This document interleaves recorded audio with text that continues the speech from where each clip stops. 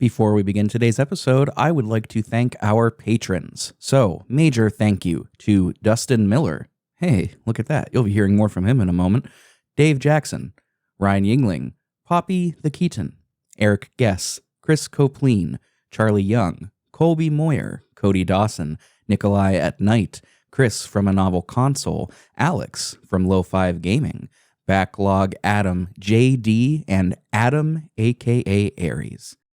If you want to be like these fine folks, you can head on over to patreon.com/pixelprojectradio.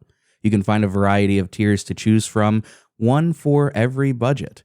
And with each tier, you get a variety of bonuses, including extra episodes, the ability to suggest and vote in polls that decide the content of those episodes, our schedule in advance, and more. So once again, if you would like to support the show, head on over to patreon.com/pixelprojectradio. It's never expected, but it is always appreciated. Thanks, folks. Now, let's get on and talk about some Resident Evil 7. Roll the clip.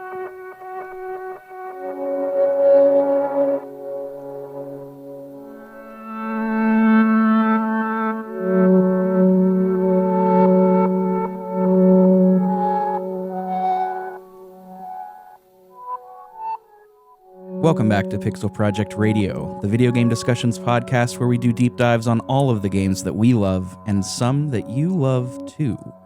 My name is Rick, I am your host, and today we are diving into Resident Evil 7 Biohazard. It's about to get real spooky up in here. There's going to be a lot of bayou accents, I'm just going to say that up front. Be prepared for it, because it's going to happen. As always, stick around to the end of the episode. That wasn't even a good bayou accent, was it? It's better than mine. Stick around to the end of the episode so you can hear all about where you can find us on the internet, the Patreon, the Discord, the Instagrams, the Twitters, all of that good stuff. And I do say us because I have a special guest with me today. He is a friend of the show and a friend of mine in real life. We rode the bus together in kindergarten, if you can believe that. I've got my friend Dustin here. Dustin, how's it going, buddy? Thanks for coming on to the show. Yeah, man. Thanks for having me. It's super exciting. I've really been looking forward to this. Yeah, man. I was really excited to have you on. I was really excited whenever you suggested this game because, as we'll find out soon, this is the first Resident Evil game that I've ever played. And you are not only a fan of scary games in general, but a big fan of this series. I am. Yeah. I mean, I would rank 7 as one of my favorite games overall. And just the franchise in general, I would say is probably the franchise I've logged the most hours into in my life. So, yeah, mostly because I don't play a lot of franchises from start to finish like I do this one. But, yeah, a big fan. So for listeners that are listening, that's what listeners do. If you don't know what Resident Evil 7 is, let me tell you. Resident Evil 7 is a survival horror game in the long-running Resident Evil franchise and sees the creators trying a new approach as compared to the previous titled entries, such as 5 and 6. Players take control of Ethan Winters, a civilian whom we don't know much about at first. He's hunting for his wife Mia, who has been missing for 3 years. After receiving a mysterious message from her, he finds himself at a decrepit property in the Louisiana bayou. What horrors lurk within will be seen in time. So I kind of gave my history with this game and this series up front. This is the first one. I've always been aware of Resident Evil. It's one of those franchises that just passed me by. So this was my first foray into that. What about you? What's your history with this game and with the franchise in general? So franchise in general, I played 2 and 3, when they originally came out. Played 4 on multiple different consoles, played 5 and 6 multiple times, 7, this was my third playthrough, and Village I've only played through once. But yeah, I mean, I don't have a lot of time on the first one. I have played it, but the 2002 remake at least, but I really have been, playing this franchise from the beginning.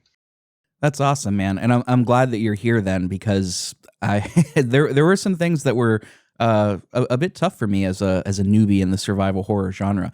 I realized too that I'm just not like really.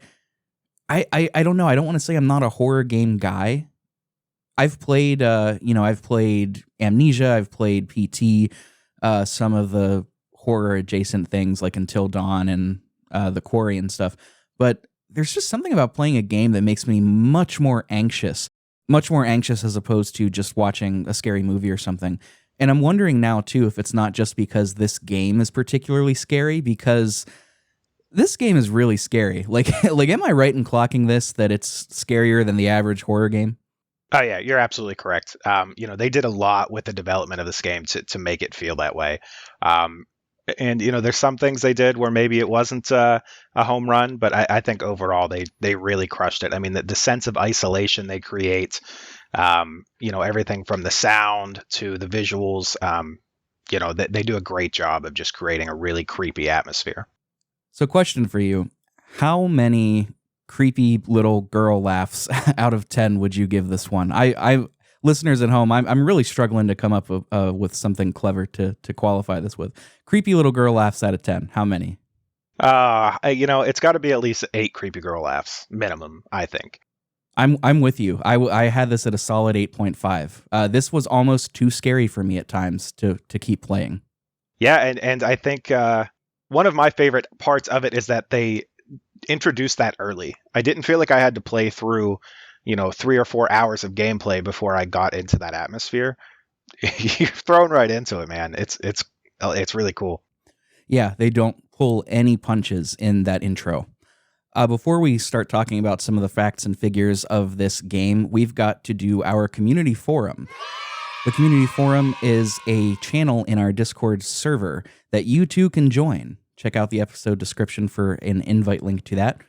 Whenever we're covering a game, I always let the Discord members know what it is and when they can submit their reviews in by. And if they so choose, they can write in with their feelings, thoughts, and etc. on the game for the episode. And we got a couple for Resident Evil 7. So first, we've got Alejandro from A Random Gamer's Corner. Go check out that podcast. Here's what he has to say. He says, Resident Evil 7 is good. And then he adds on in a separate message, first person really added to the intensity of wondering if an enemy is coming up behind you and makes exploration feel a bit tough, yet rewarding when you find extra ammo or herbs. Weed? Wrote that in parentheses. It's not weed, pal. I can tell you that. That'll help you for the next enemy that may come your way. The levels are awesome, but the first house just wins out with feeling like an entity itself with the rooms and what they contain. Villains were fun to go up against, though the very last one was a letdown. We'll get into the end game. I think the end game is probably the weakest part of this whole experience, but that first house, I really loved going through that first house. I'm not sure if it's my favorite section of the game, but it is really strong. Yeah, I agree 100%. I will say the house was my favorite part to go through. I felt like it really kind of felt like a classic Texas Chainsaw Massacre, like a 1970s horror vibe. And I love horror movies. I love classic horror movies. So I really, really was into that. I think he summarized it greatly. Now, can you repeat all of that in a Bayou accent? I'm not really sure what a Bayou accent is. I think I need you to show me. Oh, you're playing Dirty Pool. This is a trick. I just, I need a good example before I can dive into it. Well, I'm not going to read this. I'm not going to read this whole next review from our community forum in a Bayou accent, but I will preface it by saying, "Welcome to the family, son." That's a quote from the game. We've got one more person writing in. Thank you. Voice actor for hire. My rates are dirt cheap because I'm not very good. We've got one more person that wrote in, Adam from Revival and Extinction podcast. Here's what he has to say.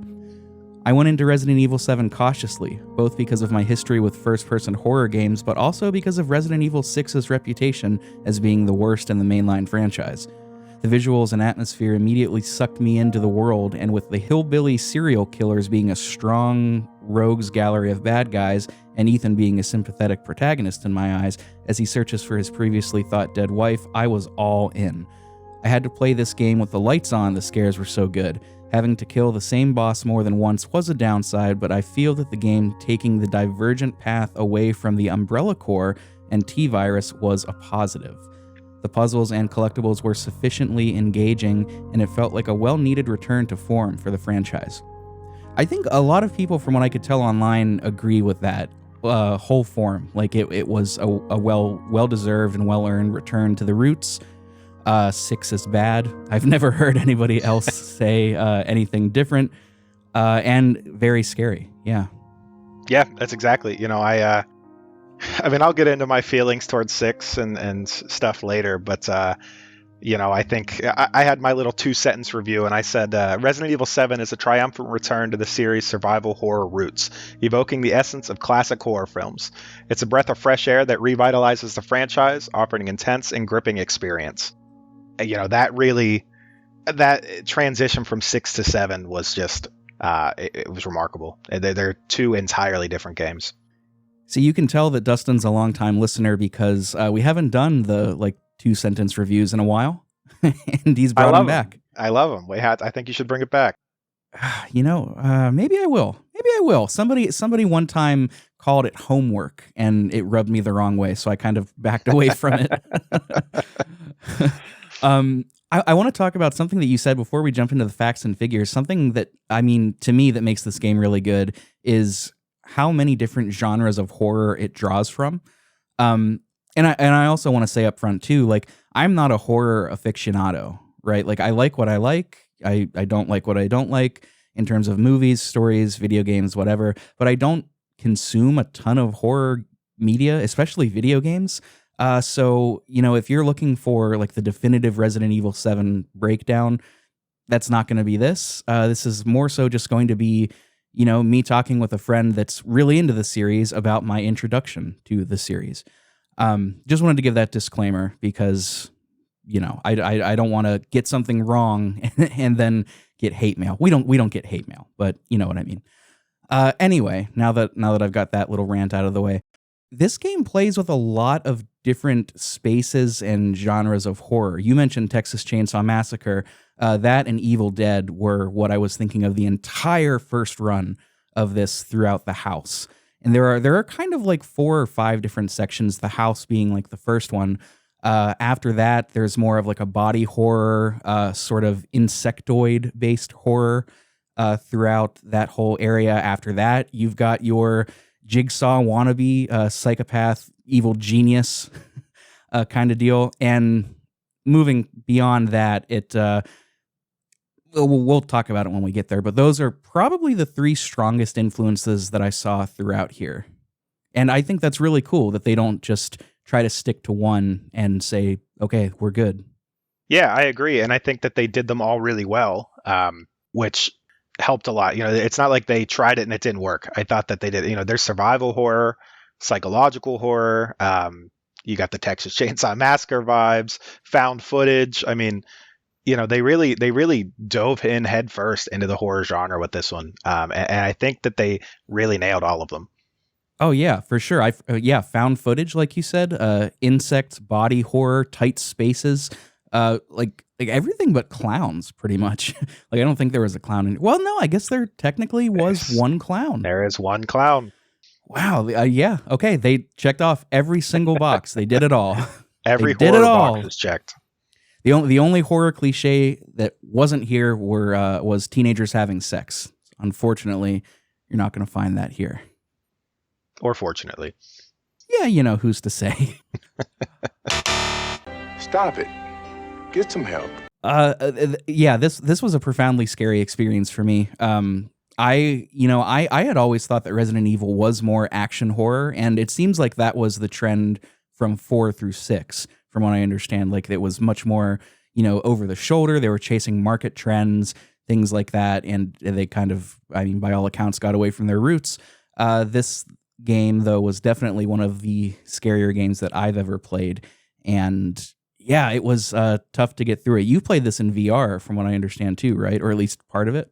Yeah, tried it in VR. So, when PlayStation VR first came out, I don't remember if that came out and then this game came out shortly after, or exactly the order, but had this game with PlayStation VR and played that a bit. And that was a truly terrifying experience. Being in the house in virtual reality was I mean, it was wild. It was a truly terrifying experience. Now, the PlayStation VR was terrible, and it really made the game unplayable. So I didn't play very long. As long as I wish I could have in VR. I'd love, to play it on a modern headset and really try the VR experience. But even just a little bit I played, I can really say that in VR, man, it's a truly terrifying experience. Is that something that they could patch to fix to make it more playable in VR? I would think so. I that was early on, and there was just a lot of they've done a lot with VR in the last couple of years to just make the movements on the screen feel smoother, so that you don't kind of feel that vertigo. And that was the big problem with the PlayStation VR, at least in my experience when it first came out, was you would play for 20 minutes and feel sick. And they've done a lot, from what I understand. I mean, I have an Oculus Quest 2, and I don't feel that way anymore. But they've done a lot to really kind of smooth things and make things feel more natural, so you don't feel that way. So if I ever do get a chance to do another playthrough in VR, I will definitely jump at it. I cannot imagine. I could not do it in VR. There's no way. There's no way. Yeah, man, it was terrifying. Even just a little bit I played was terrifying. Speaking of coming out in VR, this originally released on PS4, PC, and Xbone, that's Xbox One, on January 24th of 2017. Japan got it 2 days later on the 26th. I don't know why. But now it's available on all platforms pretty much. This was developed and published by Capcom, which you won't be surprised to hear. It was directed by Koshi Nakanishi, written by Morimasa Sato and Richard Piercy, more on him in a minute, composed by their composition team, Akiyuki Morimoto, Miwako Chinone, and Satoshi Hori. Richard Piercy, this was the first time a Westerner was invited to be on the writing team, and Richard Piercy might be a familiar name to those of you who have played Fear and Spec Ops: The Line. Two very well-written games, more so Spec Ops, but Fear was pretty good too. Very well-written, very well-regarded. Have you played either of these games? I have not, actually, which is a bummer. I really would like to try those out. I played Fear back in high school, and I remember liking it quite a lot. I think even back then when I played it, it was quote-unquote older. Whatever that means to you. That means nothing to me virtually anymore, because now that I've got into the retro gaming business. But I played it back then. I liked it a lot. Spec Ops, I have not played it, but I've heard so many good things about it that I am programming it onto the show next year. Okay. I just have to find a month that it'll work in. Very excited for that. But yes, they did branch out in terms of writing here. After the disappointment that was 6, universally disliked, I think. I don't know that people think it's a bad game. Well, you mentioned, Dustin, you said that you had thoughts on 6. Is it considered an outright bad game or just a bad Resident Evil game? That is actually the best way to word that question, because I personally do not think it is a bad game. I think it's an awful Resident Evil game. I had fun with it. If I just kind of forgot that it was Resident Evil and was just playing the game, I did think it was a fun game. It's not a perfect game by any means. It's got a lot of negatives even without remembering it's a Resident Evil game. But if you try to view it as a Resident Evil installment, then yeah, it's a 0 out of 10 in that regard. Oh wow! So was it just the focus on action more so than the scariness?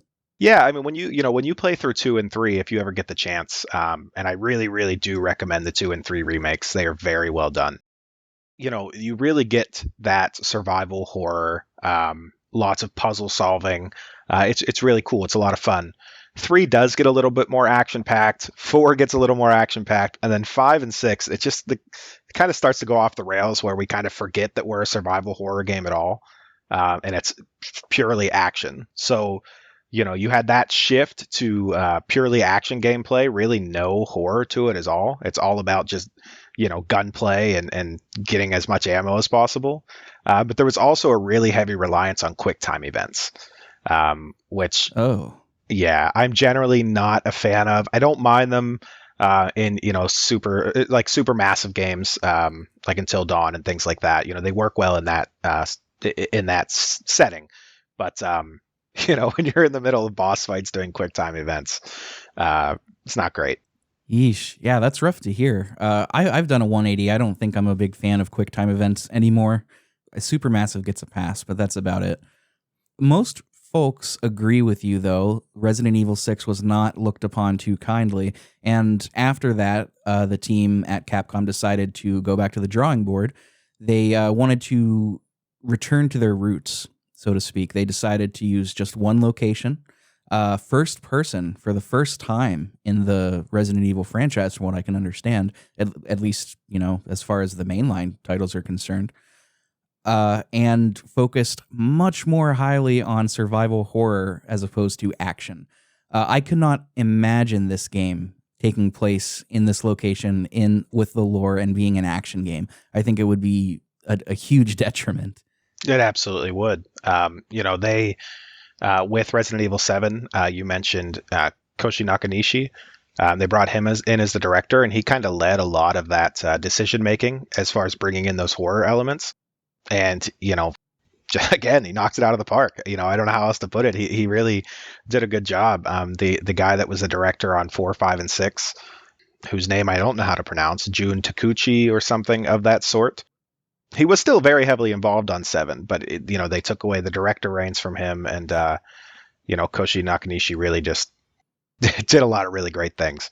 It's interesting you bring him up because I found a quote. I forgot to write down who it's attributed to, but it says this. It says, quote, according to Jun Takeuchi, the high-ups at Capcom wanted Resident Evil 7 to be a live service game with online multiplayer and microtransactions. This was putting pressure on the development team until Takeuchi was asked to join the project and scrapped those plans, end quote. The only note that I wrote after that was, can you imagine? Like what a bad addition that would be to this game. It would be an absolutely horrendous game. I'm glad that didn't happen. That's not surprising either. Like, Capcom has a tendency to chase those sorts of gaming trends. Like, I think right now, or maybe I might be thinking of something else. I thought it was Capcom, but like they got really into the mobile market. I don't know.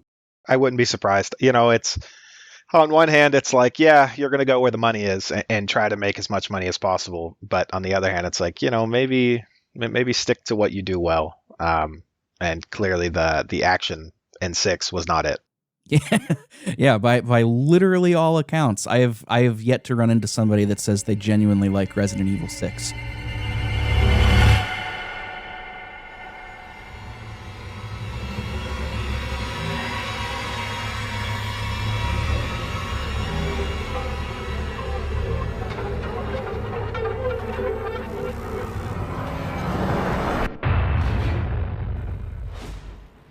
We had mentioned VR, and I don't think I mentioned this. The development started for this game in 2014. The VR version was developed in 2015. The first-person perspective was not influenced by VR because they didn't develop that first. First person was purely to sort of increase the immersion, which personally I think was a great choice, and to sort of get away from that third-person over-the-shoulder shooter kind of style. So, good stuff. They also, back in October of 2016, Capcom released a 10-part video series titled The World of Resident Evil 7, which was largely just like a teaser. Now, were you aware of this at the time? Did you watch all of this stuff leading up to this release? I did, yeah. I remember those videos. Could you talk about that? I did not do my due diligence and look them up. So bring the booze on, everybody. Come on, I can hear it. Yeah, that's right. I'm not afraid of you. All right, now that they've settled down, Dustin. So what was that like, going through those videos leading up to this release? Did it get you hyped?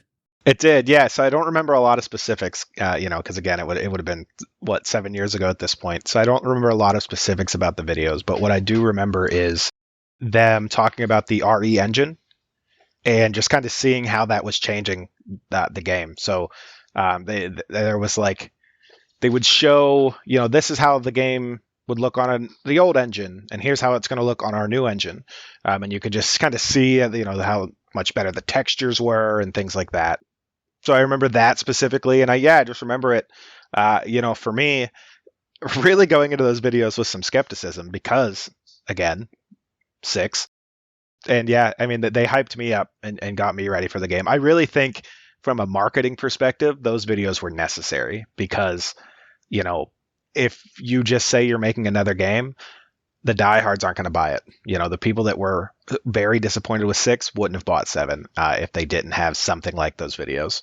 You got to win their trust back, right? That's exactly right. Yep. And it's interesting that you said that it got you sort of excited about the new engine too, and like the textures looking better. This will segue us into the visuals quite nicely. If you play this on PC, which I did, if you initially boot it up and just play it vanilla, that opening area after the initial cutscene looks really bad. I remember texting you and I was like, why does this look like shit, dude? It was really blurry and just, I don't know if it was oversaturated or undersaturated, but nothing looked right. I had to go through and tweak all of the settings. It wasn't even graphical fidelity. It was all the extra effects and the anti-aliasing and shit like that. But you play this on PC too, right? I did, yeah. Did you have to do more of that as well? So I don't remember having a big issue with that opening scene, but you know that this most recent playthrough would have been my 3rd, and I definitely rushed right through that part. You know, just straight into the house. So I don't remember things being really blurry. I do know that, you know, when I booted up before I even played, I went into settings and just turned everything to like ultra. So maybe that, you know, maybe doing it before I played had something to do with it, but I don't recall having that issue. So it's interesting. It was enough of an issue for enough people that several threads developed on Reddit about it. So if you're running into that on PC, you should consider that. But after that first area in the outside, like in the wooded area, it gets much better. Things don't look nearly as blurry or out of focus. Once you move into the house, things start looking real good. In general, outside of that opening area, I thought everything looked terrific. Some of the facial models looked a little weird, but it was never distracting. It was only if like I paused the game to like write something down and just looked. Well, if I like stopped for a second while they were talking, I guess I should say I didn't really pause the game there to write something down. Sometimes they just looked a little funny, but overall the environments especially, I thought they looked terrific. Yeah, I agree. And, you know, I think the environments look really great. The characters are very detailed and look really good. There are some things that don't look quite as good. I remember specifically Mia's hair. I remember just several times laughing about how her hair looked. Not because it looked necessarily bad. It just looked out of place on her character model. I don't know. So, you know, there are some things that aren't perfect, but the atmospheres, the detail in the character models look really, really good. The environments too, like I really can't stress that enough. The way they modeled all of the insides of the house, the outsides when you're on the plantation area, the various safe rooms, the trailers, under the house, all of it looks really, really, really good. And you know, that was instrumental in creating the tense atmosphere of this game. I would say like the boss fights never really, like, they were scary, don't get me wrong, but I wasn't scared of playing them. I was more scared just exploring in these spaces. That was the scariest part to me, because you hear these bumps and these scrapes and you don't really quite know where they're coming from or what they are, or if anything's even there at all. Maybe you're hallucinating. More on that later. But it's so spectacularly well done. And then once they start introducing the mold into it, which is a plot point that you discover pretty quickly once you get into the basement, it just takes it to a new level. It's astoundingly well done in terms of level design. It's kind of designed like a Metroidvania, where you have to do a lot of exploring and backtracking. Once you get new items, you can get into different places. I'm generally not a fan of those, and that did kind of annoy me a little bit. I found myself getting turned around quite a lot, but I'm going to chalk that up to just being a newbie in the survival horror genre. I'm not going to actually criticize the game for that. Yeah, I think, you know, the the sound design, like I'm hoping you played with a good headset on and you were really immersed in the sound, because the sound in this game is top notch. They do a lot with just little things, creaking floorboards, the sound of your own breath scaring you, distant whispers, just a lot of really small, subtle sounds that really make you feel like you're in danger. The sound is a huge element in this game. So I tell everyone, if you're going to play this game, you need to, get a nice headset and play it that way. And in VR, you had 3D audio, which, I can't even imagine. Picture whispers behind you, the floorboards creaking as he's following you through the mansion, right behind you. Just awesome experience. Yeah, we talked a lot about that sort of spatial audio in the Blair Witch episode that we just did. So, I mean, we're right here, so we might as well just talk a little bit about the sound design. I do have just a couple of quick points to get back to in terms of like visual and level design, but yeah, the sound design I thought is all really, really good. The voice acting, especially among the Baker family, is fantastic. The voice acting of Ethan, I mean, Ethan as a character, I don't like blank slate characters, right? Like Ethan doesn't really have a personality. He gets a couple of those like quippy one-liners that, from what I understand, is like a Resident Evil staple. Like you'll shoot somebody down and he'll say, "Now how about you stay dead this time?" It's like, okay, Ethan, thank you, bud. But yeah, he's from what I understand, they intentionally made Ethan as a sort of blank slate and not a character. I don't know, man. I think once again that this is an example of if Ethan would have been a written character, I think the story would have been stronger. The story as it is okay. We'll talk about that once we get into the story section. But I mean, I don't know. I'm once again banging the drum. Like we have enough blank slate characters. Just write a character. Just give him a personality. Let him be somebody. You're not fooling me into thinking that I'm Ethan. I can't regenerate my hand. I've tried. Isn't that great? Just cuts off your hand like it's nothing. That's pretty cool. No, you're absolutely right. I love when that happens. You're just walking around with your stump holding up right in front of your face, and that's all you see. It takes up half the screen. You just see blood squirting out of your stump. It's really good. This side of the screen is the stump zone. You got to look off to the right of the stump zone to actually see where you're going. That's right. It's really good. Yeah, you're right. Ethan Winters, I think one thing that is cool about him is he's just a regular guy like me and you, right? He's, there's some sense of relatability there. You're not playing as a superhero. You're not playing as a trained soldier. You're not playing as, a superhuman. You're just playing as a guy that wants to find his wife. So I like that aspect of his character, but you're right. He is just a boring character. I think the thing, though, is that like that idea of finding your family, that's relatable enough that we could have related to it had they just written him as a character, Yeah, absolutely. I mean, you're not really a normal character, which you learn towards the very end. You're really not. But I mean, I guess that could happen to anybody if that were, something that could exist in the real world. I don't know. It wasn't distracting. It's just when I start thinking about it, I'm like, oh yeah, that could have been better, I guess. Yeah, no, you're right. You're right. We could have related to that with any character, really. So, definitely Ethan Winter in general is definitely a weak point. Just to wrap up music and sound, I didn't really have much to say about the actual compositions in this. It's mostly just atmospheric sort of music, some aleatoric sounds, some string soundscapes, things like that, low piano. It's all very, very good, don't get me wrong. It's just, we don't have compositions in the way of Joe Hisaishi to talk about here. Except for one, we do have an intro song. It's an arrangement done by Michael A. Levine and performed by Jordan Rain of Go Tell Aunt Rhody. And I'm going to play a little bit of it right now because I'm curious to hear your thoughts on it.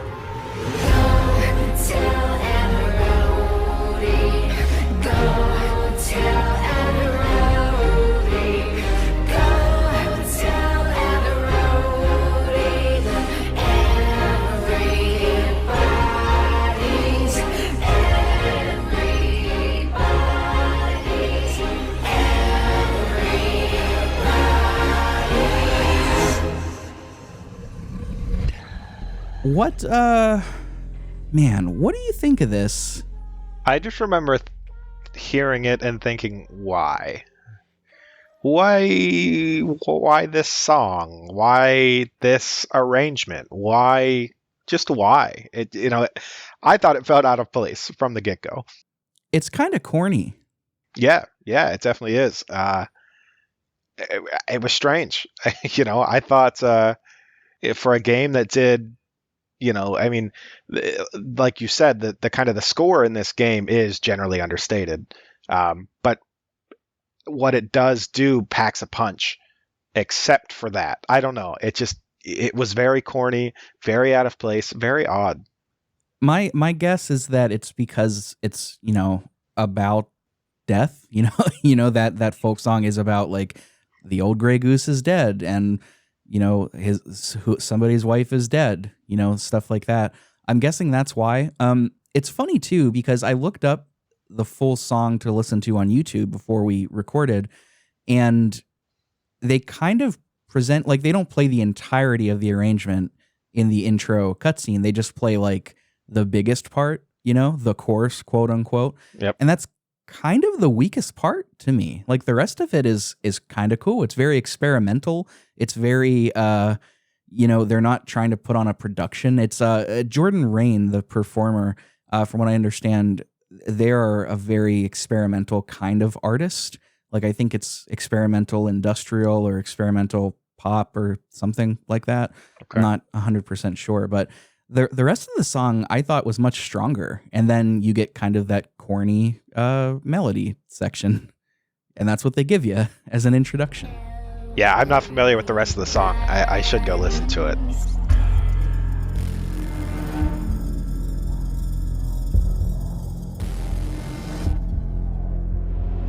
Call to him and he will come.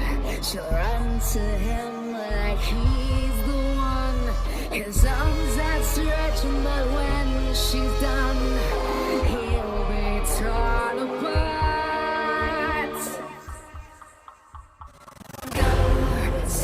It's good, man. I'll probably sprinkle some more of it throughout this section. I'll put the corny part in, where I said I was going to insert it, because we've got to give everybody what the game gives us. You know what I mean? Hi, everybody. Future Rick here. I just wanted to come in and give like a little update or some clarification. I think I was being a bit dramatic whenever I was talking about how corny I thought this was. I didn't necessarily mean that. Maybe cheesy is a bit of a better word, and that's not a bad thing. Here, let's take a listen to the bit that is in the intro cinematic one more time. Take a listen.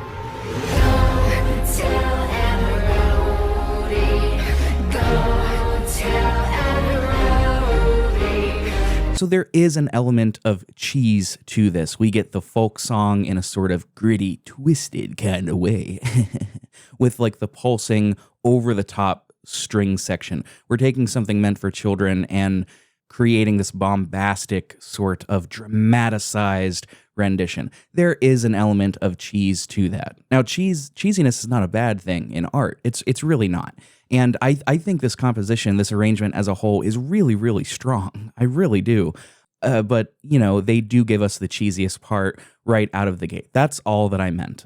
I do think the arrangement as a whole is really quite nice. So I just wanted to come and clear the air there. I misspoke a little bit. I was a little bit too harsh, a little bit too dramatic for what I meant. So, all right, let's get back to the episode. The last little thing that I wanted to wrap up before we got to sound, back on the sort of level design, there was one major aspect this game was criticized on, and that was its enemy variety. Now, again, this was my first Resident Evil. I don't really have anything to go on, but I did notice, there's kind of one type of enemy and then variations on that, and that's pretty much it. Is that normal for Resident Evil? I wouldn't say it's I would say this one has less variety than than the others, because you're kind of, what do you really have other than the molded, right? I mean, you have the molded and you have the Baker family, and that's kind of it.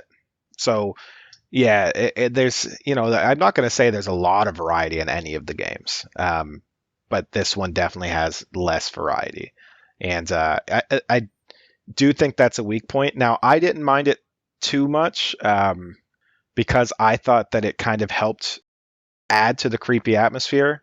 And when I say that, I guess I more so than the variety, I mean the frequency of the monsters. Because if you play through a level a couple times, you can memorize exactly, I'm around this corner and there's going to be 2 standing there. I need to shoot each of them in the head twice. And then when I get forward, I need to turn around really quickly because another one's going to come out. And, you can just memorize that after you get killed, 6 times trying it. So it made it kind of a easier playthrough if you're new. But yeah, there is definitely a lack of variety in the monsters. Yeah, you can see people online breezing through this in like 6 hours, like 5.5, 6 hours, just because they know where everything's at and they can just speed run this game. Yeah. Yeah. And that's, I don't know, it can be a positive or a negative, I guess. I think it's probably more widely seen as a negative because it is predictable in that sense. But yeah, I think you do see, I think the monsters are cool. I really do think that the monsters they have in this game are cool. There's just not enough variety. Yeah, let's talk about the molded real quick. We'll talk about the Baker family here in a little bit, but the molded, that's going to be your main enemy, Biohazard. That's a lot of what this game is based on. The molded, the best way that I could describe them is like if anybody has played Marvel vs. Capcom 2 on PS2, well, on other systems too, but there's a character, Blackheart, and I can't remember what game or franchise Blackheart is from, but they basically look like that with less tentacles and like no giant red eyes. And they're humanoid-like. They're larger than humans, but like humanoid-like. There's a defined head, torso, legs, etc. They're covered in this black sort of stringy sinew kind of material, and they're not particularly well. Some of them are, but they're in general not particularly fast. They've got huge heads with these giant jaws full of sharp teeth. I like them. I think they look really good. Yeah, I think they're very. I think grotesque is a good word. They're very grotesque to look at. They look like they're covered in mold. I think they're really cool, and I think again the amount of detail on their character models is really good. I just did a Google search for Blackheart. I think it's a Marvel thing. Would you believe me if I said I've never watched a Marvel movie? I would, because I have not either. Good. Me and you. I've seen Guardians of the Galaxy 1 and 2. And are we counting the Spider-Mans with Tobey Maguire? That's true. I've seen those. I saw Iron Man 1 when it came out. You're not going to believe me. I've also seen that one too. Right. Otherwise, I have not seen any. I started watching Infinity War and I shut it off within 20 minutes. I was just like, I don't care about this. I'm so far behind on all the characters and I can't do it. I just can't do it. I'm glad I'm not the only one though. I usually get a lot of smoke for that. So I can't believe that we've basically only seen the same handful of movies though. Did you also see Guardians 1 and 2? I haven't seen those ones. Okay. Damn it. I'll watch them so we're caught up. Yeah, together. Go watch them. We're gonna take a break. He's gonna go watch them, then we'll come back and record. It'll be fine. He's thrown off my rhythm. All right, see you in 9 hours. Yeah, pretty much. They're fine. They're okay. Like I'm not really a superhero movie guy, but the Guardians movies, they're all right. If you can stomach Chris Pratt, they're fine. Yeah, they seem fun if nothing else. Like I've seen clips online and seen the characters and stuff, and they don't seem to take themselves too seriously, which is I think good in that genre. But yeah, I can't imagine a Marvel movie trying to take itself seriously. Like, read the room, know your audience. Come on. Yeah, so that's been the Marvel Minute podcast. We'll see you next time. We've got to talk about some of the mechanics of this game. By the way, I didn't mind the lack of enemy variety personally, because like I said before, I was most scared just exploring the spaces. Sometimes the enemies do drop from the ceiling and it's like, oh shit, there they are. Or they'll just crawl out of nowhere and that's scary. But the enemies themselves, you just shoot them. It's fine. And speaking of shooting, that's a big part of this game's mechanics. I kind of broke the mechanics down into 4 parts. It is exploration, combat and puzzles, and inventory management. I put combat and puzzles together because like I kind of think they're about on the same tier in terms of frequency and importance, but you know, far and away, exploration is going to be the biggest part. You've got to explore to find the puzzles. You've got to explore to find ammo and things like that. Exploration basically plays into every other mechanic. So it's got to be the biggest part. And it's the scariest part. It's the part that scared me the most. So I had to put it down. Yeah, and I think the exploration in this game is really good, and I think that the game really encourages thorough exploration. I don't know, did you try to get any of the collectibles as you played? I got a bunch of them. Are you talking about the Mr. Everywheres? Yeah, so there's the Mr. Everywheres, and then there's the you can find like documents, like paper documents throughout the story. Oh, okay. Yeah, I found as many as I could, and then the Mr. Everywheres, I saw some of them were in really obscure places just looking at it online, so I wasn't trying to 100% it or anything, but I found what I could, and I found, you know, I did my best at exploring. I know I didn't find everything, though. I really, really tried to get everything on this last playthrough. I wanted all the collectibles, and I ended up being 3 short. There's, I think, 72 collectibles. Ooh. I think I was at 69. Nice. Yeah, it was very, very sad when I got to the end, and I was like, no, because there's no going back. It's not like you can go back to the mansion and find the one you missed, right? So, but yeah, you know, I think the game really encourages thorough exploration, and as you're doing that exploration and you're finding these collectibles, you're learning a lot of details about, you know, the Resident Evil franchise, the story of what's actually going on in this game.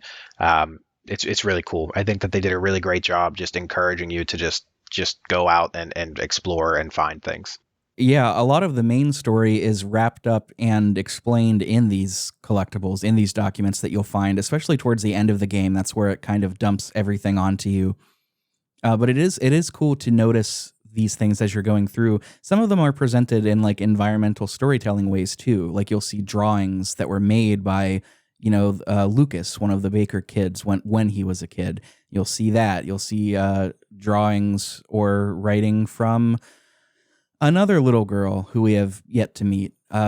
It's really cool. It's a nice touch. I like that it's rewarding you for exploration, and I like that, you know, exploring is scary because of everything we've talked about. You know, you're going through tight spaces, dark spaces. You're going around this horrible black mold. You're hearing bumps and scrapes and whispers all around you. So exploring is incredibly tense. Even when you know you're safe, there's always like a level of, you know, your shoulders are never relaxed. They're always a little bit closer to your ears than they normally would be. There's no way I'm alone in saying that. There's no way. Absolutely not. And what makes the exploration adds even more tension, I guess, is the resource scarcity and inventory management. You know, you finally come across some ammo and you're like, well, do I drop my green herb to heal to pick up this ammo, or do I just avoid combat for the next 30 minutes? You know, Resident Evil 2 was a lot of inventory management, and they got away from it, you know, just like they got away from everything else in 6 and some of the other entries, but they really got back to it in 7. And man, I love the inventory management and resource scarcity of the game. It's a really important part of Resident Evil as a whole, from what I understand, but certainly for this game. You know, JRPGs are my favorite genre, so I am accustomed to just hoarding everything. Like I will have 5 elixirs and I'll say, yeah, I'll save it for the final boss. I'll get to the final boss and I'll say, yeah, you know, I've got 10, but like, I might need them after this final boss, and I just hoard everything. You can't do that here. You cannot. You start off with, what is it? I think you start off with 12 slots. Is that right? Something like that, yeah. Yeah, something like that. And you'll pick up, let's use the herb that you mentioned. The herb. You'll pick one of those up. That takes up 1 slot. Your gun, your pistol takes up 1 slot. Your knife takes up 1 slot. And eventually you're going to come across something that you need, and it's going to say not enough space. Very frustratingly, this happened to me with because again, survival horror noob here. I'm not necessarily good at inventory management yet. I'll get there, but not yet. And to get a shotgun at a certain point, you have to take the actual shotgun and replace it with a prop shotgun. And for some reason, I couldn't take the prop shotgun, I couldn't take the real shotgun and then replace it with a prop. There was something that was going on where I couldn't have both at the same time. Yeah, so you have to the only way for you to do that part is to have both guns in your inventory at the same time. So you have to carry the prop, go back to the room, pick up the actual shotgun. So now you have 2 shotguns in your inventory, which takes up 4 slots minimum, and then place the prop on there. So if you don't have the room, you have to run to the save point, drop everything off, go back down with your prop shotgun, pick up the real shotgun, put down the prop shotgun, then go back and get all your stuff back. Yeah. You mentioned a couple of important points there. The shotguns do take up 2 spaces of inventory. It's not just 1 shotgun equals 1 space. It's 2 of them. And like you said, you have to have both the prop shotgun and the real shotgun. That's a total of 4 spaces. You get some other guns that take up 2 spaces as well, but for the most part of the beginning of the game, you're not dealing with that too much. You also mentioned dropping them off at the safe room. So the safe rooms, those are Resident Evil staples, from what I understand. It's just your area. Nothing's going to harm you in there. You can save, you can go through your inventory, etc., etc. But it also has a box system that's been seen in countless games everywhere. And if you store something in your box in room A, in safe room A, and you happen to stumble across safe room B, you'll be able to use that box and to pick up the item that you stored. It's like an interdimensional box. It's a Marvel box. This is a Marvel game, basically. Yeah, it basically is. And without that box, life would be very miserable. As soon as you enter the house, Tony Stark comes in and says, guys, we've got company. And then I fucking shoot myself in the throat. Yeah, that sounds like a bad game. I cannot. Oh my God, I hate the Marvel banter. I know we've got Marvel fans that listen, and I'm sorry, but the Marvel banter is like poison to me. I can't do it. Anyway, this is not a shitting on Marvel podcast. It's not, I promise. So inventory management is really important. You do get to increase your inventory in a way that I think is hilarious to think about. You pick up backpacks. And I'm just imagining our man Ethan just putting on a backpack and a front pack and then, a side pack somehow, maybe one off of each shoulder. That is my favorite part. You are picking up multiple backpacks. I have a really, really great inventory management story for you, but I'll save it for when we start talking about some boss fights. Oh, good. The pro strat that I've read is to just anytime, as soon as you get your healing items, just use them. And then, you'll always be picking up more along the way. You can combine herbs and chem fluid to make a healing pack. And from what I've seen, you just use them as soon as you get them, combine them as soon as you get them, and, you'll be fine. This game's not easy, or at least I didn't think it was easy, but you're generally going to always have at least one, generally. And if you don't have one, you're probably going to find one soon. I don't know. That was how it felt to me anyways. Yeah, and some of the older games, it's no big deal in this game because even if you die, you just load your game, whatever. You can go back to the safe room anytime, save, change your inventory, doesn't matter. There's usually a safe room pretty accessible. In the old days, you saved the game at a typewriter, and if you wanted to save the game, first you had to find an ink ribbon. So you had to find the ink ribbon and then find a typewriter to save. So you could only save when you had an ink ribbon. Oh man, that is some 90s game design right there. It is. And if you play did they change that in the remake? Or are you about to say that? They did change it. Yeah, they did change it. And if you play 7 on the hardest difficulty, which you don't unlock until you beat the game, they add that back in. So you have to find in this game you save at a tape recorder instead of a typewriter. And you have to find blank cassette tapes which again take up an inventory slot. You have to find blank cassette tapes if you want to save. So that just adds a whole nother layer to the tension. It's a special kind of masochistic person that would find genuine joy in doing that. I couldn't. Yeah, I started, after this most recent playthrough, I was like, you know what? I'm just going to keep going and turn the difficulty up and then just go for it. And I made it, I played one session and died over and over again. And I was like, all right, well, that's enough of that. It's crazy seeing what people can do. There are like no hit runs all the time on the hardest difficulty on YouTube. It's wild. You basically have to memorize the layouts, and you have to know where the monster spawns are. And if you go too far forward than a monster spawns behind you, it's nuts. It definitely rewards players that are diligent enough to really explore and commit this place to memory, which I'm not very good at, by the way. Well, and that mansion is not easy to memorize. It is amazing. The designers were having a ball when they made this fucking mansion. They sure, yeah, man. It's wild. It's really some House of Leaves vibes. I don't know if you read that book, but dude, straight up, it felt like that sometimes. I was like, I swear to God, this house is changing around me. It's crazy. Insanity. Speaking of exploration, though, there's another part of exploration that that I didn't mention, and that's the videotapes. And I thought these were really, really cool. These are actual VHS tapes that you'll find moving through, and you can play these at any VCR, and it turns into playable flashbacks. The first one you find, for example, is really good. It's a camera crew for like a documentary style scary show. Think you're like the movie Grave Encounters, or any of those shows where they go to haunted places and they say, "Is anybody in the room with us right now?" One of those kinds of shows. And you're playing as the cameraman for that, and the characters there are great. I love the cranky son of a bitch that is the actual host. He's so done with this shit. He's like, "I can't believe this shit. I used to be a morning anchor," and the other guy is like, "I think you mean a substitute anchor." It's just very good. But these videotapes serve as flashbacks, and they kind of serve a couple of purposes.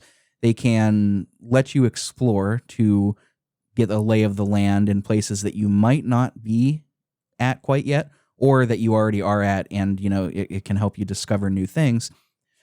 And they also serve as a way to like deliver some of the history of the story. What happened with the Bakers with Mia before you arrived? What happened to the cameraman who really gets the short end of the stick throughout a lot of this? The poor Clancy. Yeah. So it's cool in that way. It lets you explore the physical spaces. It lets you explore the lore and the backstory. I really liked these, and I don't think they're all required, are they? Or wait, are any of them required? Now that I think about it, outside of the very last one with Mia. Right. I was going to say that one is almost definitely required. The first one, it's kind of played off as being required, but you don't have to watch it, I don't think. You could find the secret switch by yourself. Right. Yeah, you could probably skip it. The only other one that I think might be required is the birthday party. Through a lot of trial and error, you could also do that on your own. So maybe not. One thing that I do like about the videotapes, though, is you have the opportunity to do things in the videotapes that affect your gameplay as Ethan Winters. I don't know if you came across any of these or not. They're kind of secret and hidden, right? But for example, the first one, when you're the camera crew, there is a kind of like a hutch in the kitchen, and if you go try to open it as Ethan, it's locked. But when you're playing as the camera crew, you can unlock it. So if you unlock it as the camera crew, then when you get back to play as Ethan again, it's now unlocked, and there's a coin in there. Oh, interesting. I think I missed that. Yeah, so there's some things like that you can do in the videotapes that I think are really neat. But I love found footage. I love the found footage movies. I love found footage games. Blair Witch Project was a great game. So yeah, I love that they added that found footage element. It was really cool. Yeah, I'm right there with you. That is a genre that gets unfairly hated on because it gets unfairly hated on because, to be fair, there are so many shitty found footage movies. Like there are just so many, but Blair Witch is not one of them. Blair Witch is very good. I think in that episode I recommended Lake Mungo as a found footage recommendation. Have you seen that one? I have not. That is the definition of a slow burn. It is just one constant slow burn until the very end. It's there's like one jump scare in the whole movie. It's just all vibes. It's very good. Yeah, that sounds right up my alley. I don't mind jump scares, but I'm really more into that type of slow burn, so I'll have to check that out. There's not a lot of jump scares here either in this game. There are some. There are a few. I mean, more than a few. There are a handful, but it's not like, I play games like, or I used to play games like Five Nights at Freddy's, or that one game that we did on the show so long ago called it Dead of Night, where it's just all jump scares. I don't find that fun. It's not cool or interesting to me. It's boring. Yeah, no, I mean we've had a lot of good nights playing Five Nights at Freddy's, in our younger years. Of course, man. When they first came out, that was like we were in college. You get some brews and you play Five Nights at Freddy's. It's a good time. It was a lot of fun, but now, I will say though, Five Nights at Freddy's in VR was pretty terrifying. Well, VR is a whole separate animal. It is. Way too much to talk about, but yeah, I'm not huge into jump scares, and I'm glad that they didn't take the easy way out and just throw a bunch of jump scares into this game. Yeah. Even some of the ones towards the end, they only really work if like the whole idea of a creepy little girl works on you, which I don't know. I'm kind of over that. I don't know. I think maybe fear would maybe work on me, but like here, I wasn't scared of the creepy little girl. Not really. No, I agree. Maybe in VR. I mean, the caveat for the whole episode, in VR, your mileage may vary. Yeah, I would say probably one of the less, if not the least scary elements to me. Really good for atmosphere building, but not overly scary. Two more things that we didn't talk about that I kind of listed on our mechanics are the combat and the puzzles. They're kind of weighted the same as far as I can tell. Like you're going to be doing as much combat as you are puzzles for the most part. Combat, it's kind of your standard, you've got a gun. Well, you've got several guns. You do have to manage your ammo. Ammo is not readily available just anywhere. That's part of the inventory management. You've got a knife, which can be handy in taking down some of the easier enemies like bugs and stuff. Or if you are like me and run out of ammo one time by accident, you have to just take down the molded with a knife, and that gets scary. But otherwise, and you move pretty slow. I don't remember if we said that. You move really slow. I think I've read somewhere that this is the slowest in the first 7 games that your character is. You're very slow. You're very slow. You are painfully slow. If I had to give a real critique to the game, it would be how slow you move. Because, man, you will be in a fight with 3 molded coming right at you, and there's no running. There's no such thing as running in this game. So, there's a slightly faster walk and there's a slow walk. So all you can do is turn around and walk away briskly. Pretty much, yeah. And you do, like with some of the more basic enemies, you can just close doors and that'll kind of help stave them off. But especially if you're being hunted by Jack, he can open doors. He's not a dummy. It was a little bit, I don't know. I go back and forth because in some sections it was awesome. But then, particularly with Jack, it was such a pain because he was just always catching me and turning me around, and I had to get away. I sauntered away as quick as I could. He would grab me again. I wish you could just move a little faster. That's all. I agree, but I do think that how slow you move, again, adds to the tension and adds to the atmosphere. So, oh, definitely. I don't think it's 100% a negative, but yeah, it did drive me absolutely insane sometimes. There are also the puzzles. If you're a Resident Evil fan, you're well familiar with the puzzle aspect of survival horror. They can vary between what the puzzles actually are. One of the first examples you find is you've got to open a door, but to open it, you have to place in 3 dog head statues. Like it's a little statue of a Cerberus, but its 3 heads are missing. So you got to find them and put them in to actually get through. That's not too bad. That's just exploring and, fetch questing, basically. There are some shadow puzzles that it really took me a second to get the hang of, where you've got this weird, high school scrap metal project, and you hang it up to a projector that is projecting the shadow onto a picture of, like, let's say a spider. And you have to rotate your scrap metal project that you worked really hard on and didn't get a great grade on, but it's your own fault because you kind of didn't put in as much effort as you could have.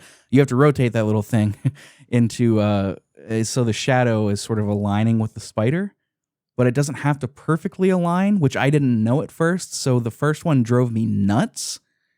I was like, how do I get this to perfectly align? And then I just tried it and I was like, oh, it gives you some grace. That would have been nice to know 5 minutes ago. Yeah, no, I really love the shadow puzzles. I thought they're really neat. Really cool. And the puzzles in general, that is a Resident Evil staple. So I was really happy to see them lean back into that. There are a couple of instances where you learn the solutions to puzzles in the videotapes, the videotape flashbacks. The birthday party one is particularly very cool, how you learn the solution to that puzzle. But I think that's a really nice touch as well. The very first one that you find, for example, is the camera crew in the found footage tape. They find a secret switch to open like a trapdoor. And that's what you have to do as Ethan in the present to proceed.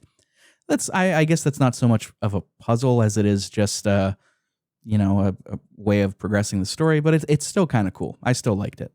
Yeah, I thought it was really neat.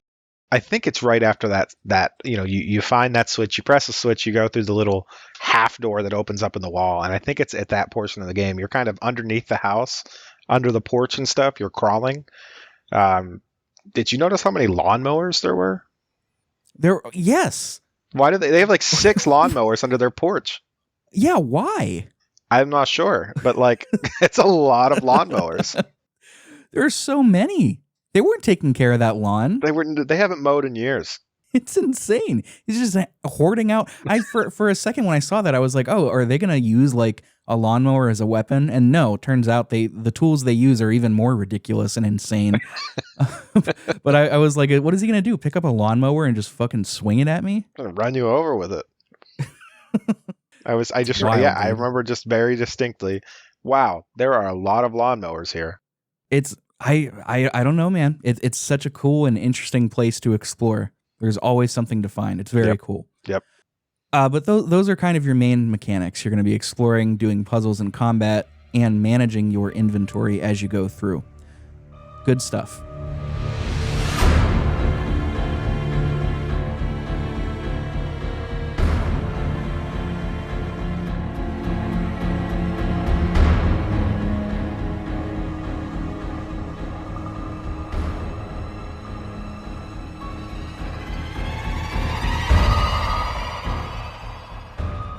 So, with that out of the way, I mean, we're not going to do a beat-by-beat story analysis on this one, just because we're not, but we are going to talk about some story elements.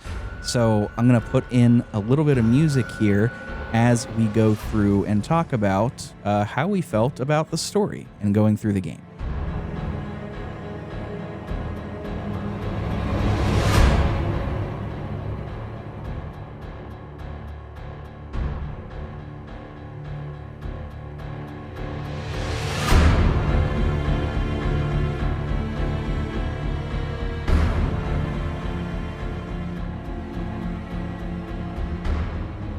So the entire intro I thought was really fantastic. And, if you want to talk about it in detail, I think it would be great to do because it's a really strong intro. Yeah, I think, it really is one of the strongest elements of the game, if not the strongest section overall. Really cool. Again, they did not hold any punches. They did not wait to put you into that atmosphere. They throw you right in, man. It's really cool. So what happens is, you're playing as this guy named Ethan, and he is looking for his wife, Mia, who's been missing. You learn just through, I forget if it's through a flashback or what, but you learn that she is on some sort of babysitting job, which is something that I completely forgot about until I had to, I went to watch the intro again on YouTube, and I was like, oh yeah, that's the justification.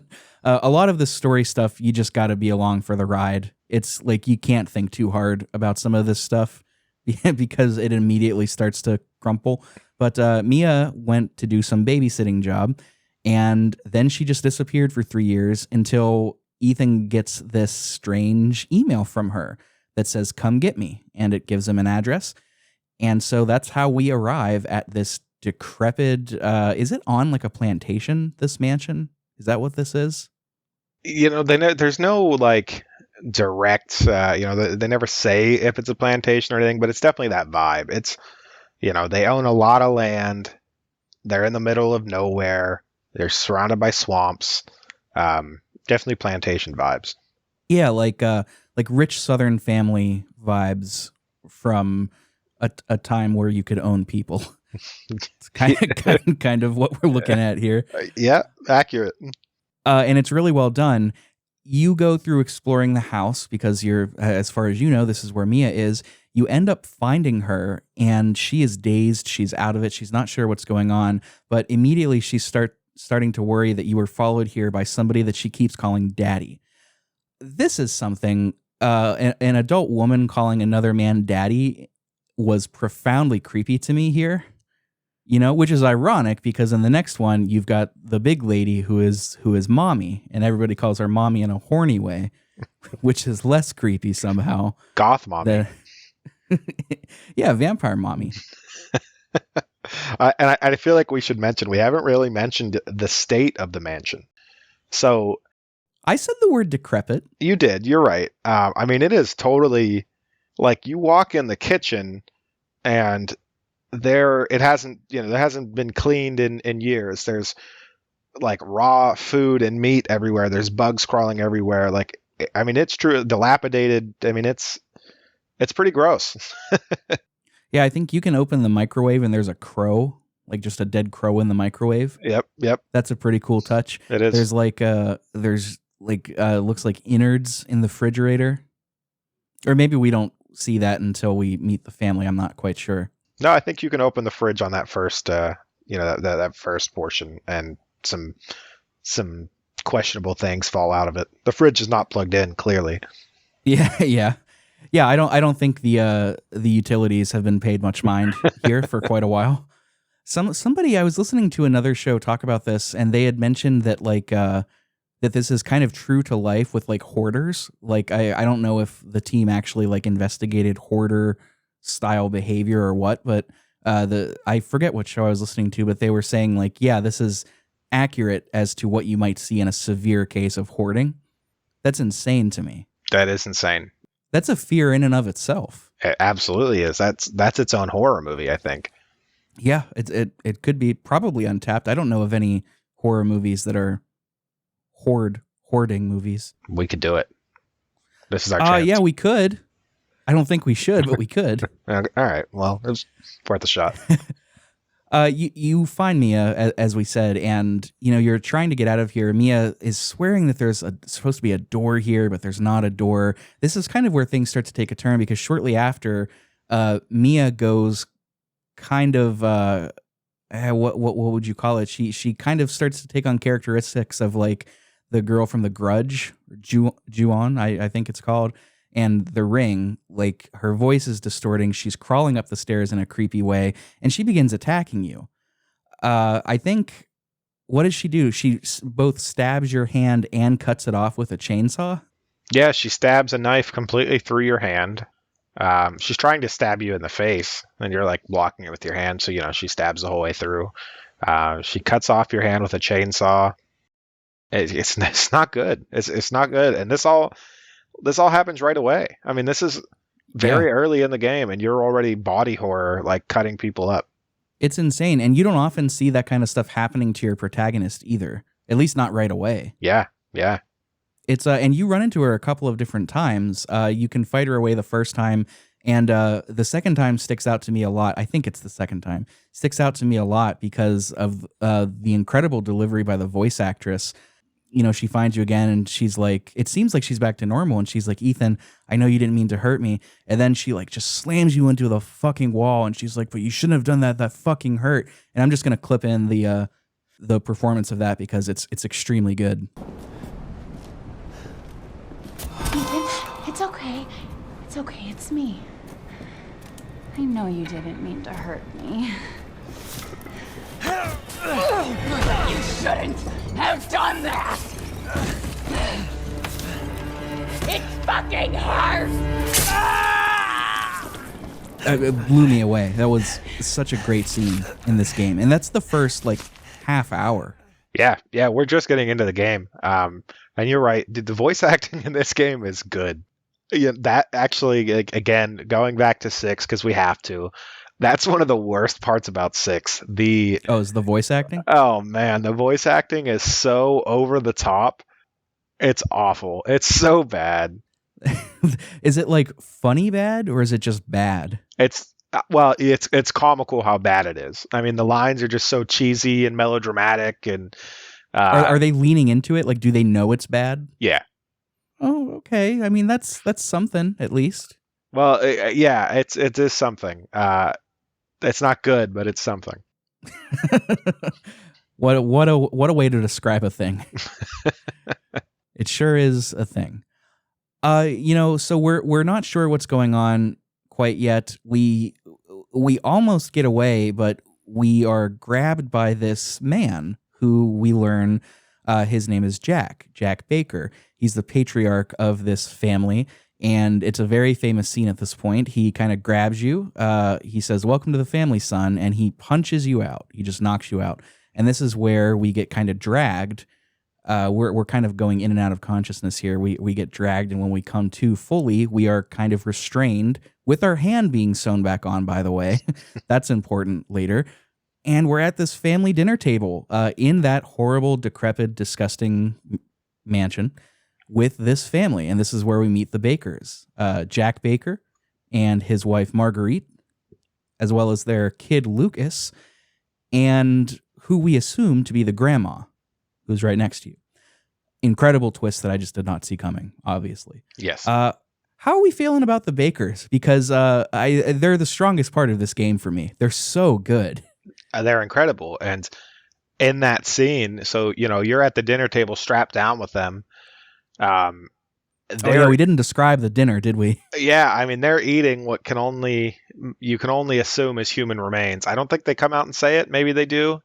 I think it's implied. You can find little fucking like notes on the refrigerator that has like the names of people, and then it'll say like underneath it like pot pie or something like Right. that. I just assumed that these were all people. Yeah, I mean, you're definitely is heavily implied that they're trying to feed you human meat, and then when you refuse to eat it, things don't go well for you. What is it? I think Lucas is the one that attacks you there. I don't remember, but I think it might be Lucas. I'm pretty sure that's right, because then he gets scolded by Marguerite or something. But what's cool about them is that family dynamic is always there, but it's always twisted and perverted into this like, they're acting like a family. They're yelling at the kid for acting up, things like that. But it's always fucked up and twisted, kind of like a twisted take on a family. But it's really good. It's really well done. Like if they were just 4 people and they just said that they were a family, it wouldn't have worked quite as well. No, they do. I mean, I don't want to say they sell it, right? Because they are a family, but like you feel like they're a family, and the interactions between the characters, again, talking about the really strong voice acting, their interactions make it feel like they're a family as well, because all the lines are delivered so well. There's no sense of like awkwardness between, delivery between these characters. You really do get the sense that they are a family. The majority of the game, or at least the first, 60-65% takes place within the Baker premises, and they are central figures here. And I don't know, to me, I kind of wish the back half of the game after the choice that we'll talk about here in a minute, I wish that just didn't exist. And, with some expanding in the Baker house, it could have just been a story contained there. I don't think what comes after the choice is bad, but it just doesn't feel as strong. And I think it's because of how strong the Bakers are as characters and how so well designed their whole landscape is. I don't know. What do you think about that? No, I agree. I think that the mansion is not even just the mansion, really their whole property. Everything you do on their property I think is really, really well done. And there's some quirks that, things I would change and stuff. But overall, I think that is the strongest point of the game. Now, I'm sure we'll talk about this a little later, but after that you have the boat. I did like that part. The salt mines I really just did not like, but we can get into that. But the boat was fun, and I think that it was necessary. So you had some connection to the bigger picture, right? But yeah, you really can't beat, man, the experience you have on the Baker's property. We kind of talked about this earlier, but each of the different Bakers kind of represents a different genre. Jack with the Evil Dead, Texas Chainsaw Massacre kind of deal. He's stalking you. He's very strong, that kind of deal. Marguerite is all about body horror. She is able to command insects and will routinely send spiders and giant wasps after you, and eventually morphs into a horrible spider woman herself with a wasp's nest as her crotch, which is fun. And then Lucas is your sort of Jigsaw. He's a mad lad kind of guy. Lots of inventions and stuff like that. Did you have a favorite section of each of these to play? I really liked the section of the mansion where you're running away from Jack, where he's falling into the house. A lot of people don't like that section. I enjoyed that section. I like it. I just don't like playing it. It made me so anxious because, you've got to be doing these puzzles to progress, and he's chasing you the whole time. Like, he does not stop.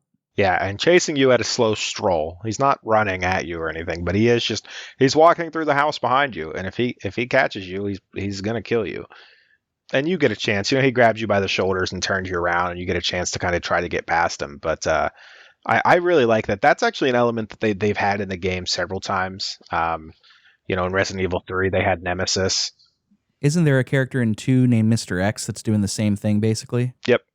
And then they had Nemesis in Resident Evil 3. So it's not a new Nemesis element. Is Nemesis also just like a dude stalking you? Well, he's not a dude, but yes, it is just a thing stalking you. So it's the same thing. I think that's why I enjoyed that section of the game, because it was like, oh man, like I haven't done this since Resident Evil 3. Like this is great. So I really like that section. One of my other favorite parts to play was the birthday party. I really liked that tape, and I liked the tape, and then I liked doing it again as Ethan. Those are probably overall my 2 favorite sections of the game. Yeah, that whole section of Lucas's little birthday party / like Jigsaw masquerading event was really fun. I really, really liked playing through that. The actor for Lucas too did an incredible job selling it. There's one part where he's communicating with you via TVs. Like he's somehow able to broadcast onto the TVs that you're watching, and is able to talk with you in real time, which makes it creepy because we don't know how he's doing that. And at one point, he's telling you how excited he is, and he just starts peeling off his fingernails with a plier or cutting off the tips of his fingers. It's kind of hard to tell. Really fucked up, but the actor does it so well that it made that whole section just a joy to play. Hey, buddy, I thought you should know. I decided that Zoe needed a timeout. She and Mia are here with me, and they're keeping each other company. Just let them both go. What do you need them for? That's family business, Ethan, and not your concern, understand? Now, if you want the head, feel free to come by any time and I'll give it to you. But only if you participate in a little activity I've put together just for you. What activity? Oh, I know you're excited, but don't worry. It's not going anywhere. First step I need you to take, partner, is for you to take a peek inside the fridge in the trailer there. Fuck you! Oh, come on now. Don't be like that. You want to have some fun, don't you? Now, look in the fridge. Yeah, that was super cool. I did like all of, his whole section was just very good. And it was kind of like I keep talking about how much I loved the horror aspect of the game, but it was also nice to kind of get away from that a little bit because his whole section of the game is a different kind of scary than the mansion was, and it's you can kind of relax your shoulders a little bit, and now you're watching for booby traps and stuff instead of worrying about is Jack creeping up behind you. Yeah, it was scary, and I know I keep comparing it to Saw, but it feels so incredibly inspired by Saw. Oh, it absolutely is. It definitely, yeah. From the second you see him on a TV, you're like, oh, this is Saw. Got it. Yeah, yeah. And it's not like, those movies don't fill me with terror. Like, they're scary, but it's more like a thriller, you know? And that's kind of what this part of the section feels like. I like in theory the Jack section. I was so anxious playing it that it was tough to enjoy it in the moment. But like looking back on it, it's like, yeah, that was really cool. But also I was not having a lot of fun playing it because I was just so scared. The Marguerite section is interesting because like she doesn't really stalk you. And a lot of the times you can just run past her. But when you do, she starts screaming curse words at you and like sends off all these spiders and wasps. You have to take care of them. That area is where you pick up your flame weapon, your flame shooter.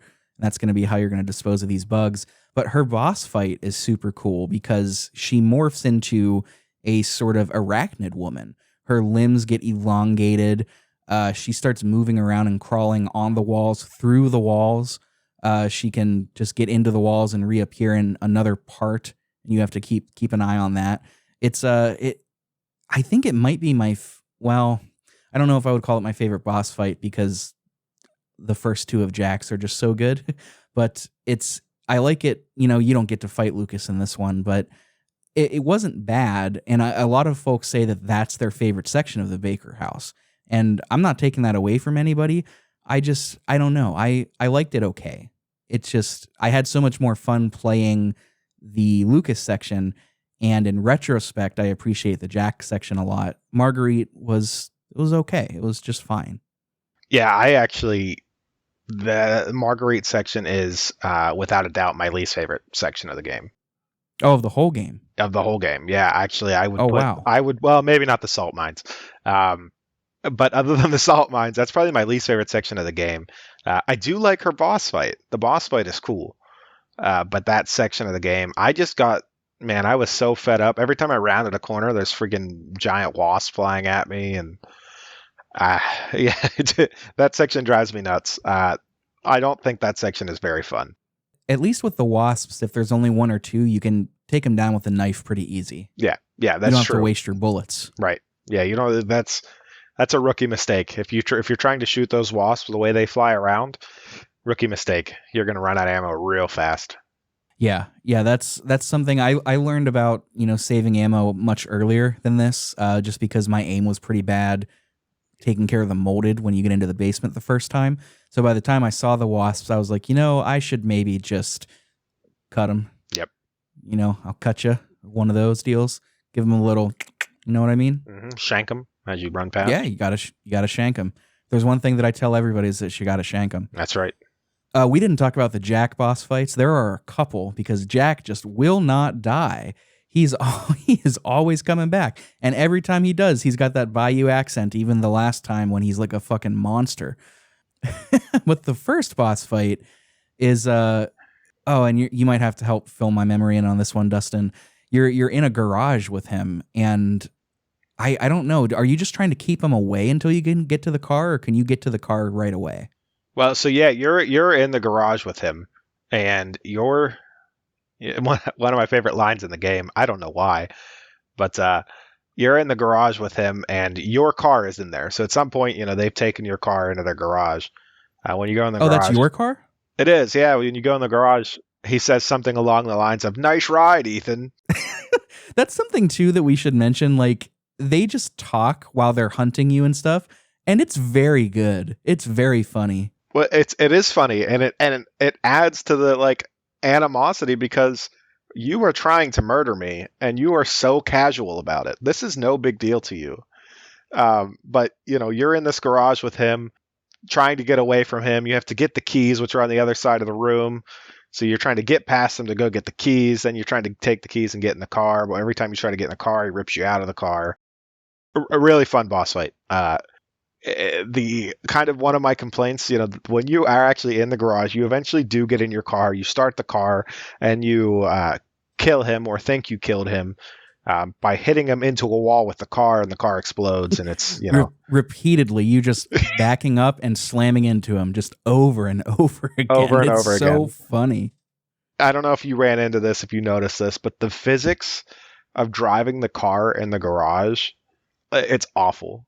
Like, the only thing I can describe it as is like it feels like you're playing Mario Kart and you're on ice, because you can basically just spin in circles. There's no like friction. There's no what's the word I'm looking for? Like, I don't know. Traction? Yeah, there's no traction, and you can just in that spot spin in a circle basically. And that's what Jack does. If he gets to your car before you, he can actually get in. And it's funny because like, now that I know that it's Ethan's car, you might be thinking like, oh, how are you going to get in that one, Jack? Well, he just rips the fucking door off and the roof. Right. He just rips the roof them clean both off the car. You now have a convertible. Yeah, you're welcome. And he just gets in and then he'll try to attack you. So it could go both ways there, which is pretty cool. I like that this game has like different permutations of how these fights can go. But either way, it's going to end with, the car exploding. You have to either avoid Jack because like, okay, back up. I'm getting ahead of myself. What happens is Jack will end up getting the two of you in the car together and try to drive it headfirst into this like steel beam that has fallen down to kill you. And it doesn't work. It just sets the car on fire. And that's when it blows up. Jack's on fire and you got to, wait for it to blow up, and then he's down for the count. Except he's not, because he comes back several more times. And the next boss fight is probably the most fun I had in the game during combat.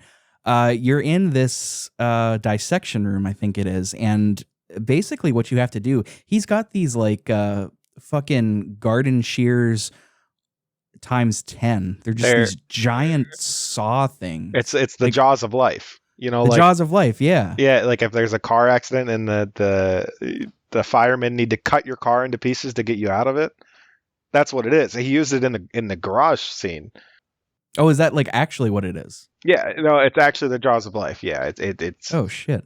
Unless I'm wrong, maybe I'm wrong. I thought it was the jaws of life. He's trying to cut you in half with the jaws of life, and you in this room. There's a pillar in the middle, and then there are bodies hanging around, and you have to kick the bodies into him. That'll kind of stumble him, and then you can shoot him, go to town. All the while, by the way, we're learning that he can regenerate. He blows his head off at one point. He just like gets in your face. He puts a pistol in his mouth. He's like, now check this out. And he fucking shoots himself in the head. Very funny. But he regenerates his head and you get to watch it happen, which is extremely cool. So all of your shots here, like, yeah, they're slowing him down, but they're just pissing him off. And when he gets too pissed off, he decides that the jaws of life aren't enough. He goes and gets this incredibly modified chainsaw, and the two of you have a chainsaw duel because, conveniently there's another chainsaw here. And it's like sword fighting with these chainsaws. It is wild. It is crazy. Yeah, I absolutely love that boss fight. And kind of the mechanic behind it is, there's those bodies hanging from the ceiling with the on a chain, and you want to kick those bodies into him to stagger him so that you have a chance to shoot him and do some damage to him. And eventually, like you said, he gets pissed off and goes and gets a chainsaw, and then it's a chainsaw battle. And instead of shooting him, you just hold the chainsaw to his face. That's it. Incredibly fun boss fight. Incredibly frustrating boss fight. Yeah, I died on this a couple times. On this, I don't know why, but on this most recent playthrough, I struggled with this boss fight. I mean, literally for like 2 hours. I don't know. I couldn't get the timing right on hitting him with. I don't know. I just couldn't do it. But absolutely like my favorite story from this game. So I'm doing this boss fight with him. We're in the, I think it's a morgue. We're in the morgue. I'm kicking these bodies at him. Eventually he attacks me and like pushes me to the ground, and he uses his jaws of life and cuts off my foot. Oh yeah. So like my foot is laying on the ground across the room, and you're on the ground and you have to crawl over to your foot all the while he's like running around the room getting nuts. So I finally crawl over to my foot and I want to pick it up and reattach it because you can just reattach your limbs. It's fine. And you want to know what happened when I tried to pick up my goddamn foot? What happens? I didn't have any space in my inventory. So I had to go into my inventory, drop an item to pick up my foot, reattach my foot, and then pick up the item that I dropped. I love that so much. That is video game bullshit in the best possible way. I couldn't do anything but laugh. I mean, it was incredible. Absolutely loved it. Loved this boss fight. Would play it over and over again. Definitely one of the high points of the game. Yeah, it is so much fun. And after this boss fight, Jack ends up like just as a torso, or excuse me, just as legs. Like his body gets bisected, and for a second the legs stand up, and they're on fire too. So you're like, how is this motherfucker still alive? But for now, he's dealt with. He's definitely dead this time. Until he isn't, though, because he fucking comes back as a monster. And that fight was a little underwhelming for me, but Yes. There's a reason that he comes back as a monster. And we find out about this at the sort of like final act of the game, which happens after the choice.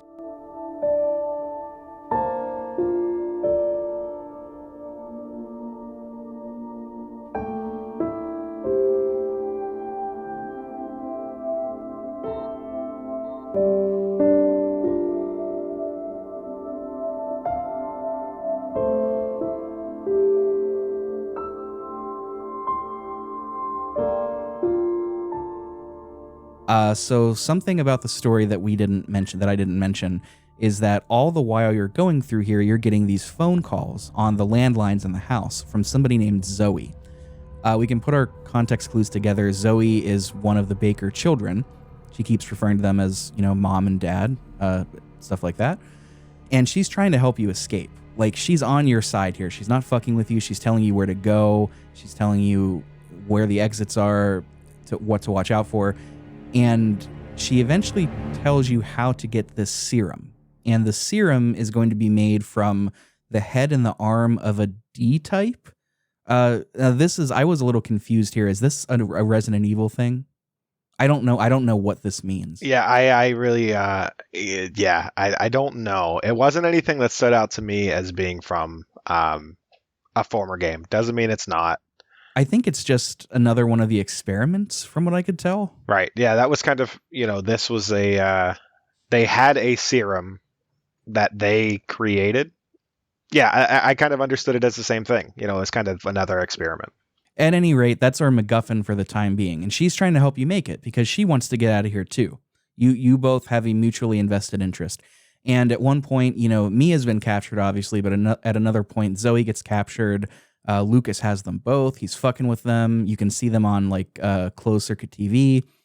And eventually you find them. You find the serum and you make just enough for two, which is so convenient because both Mia and Zoe need it.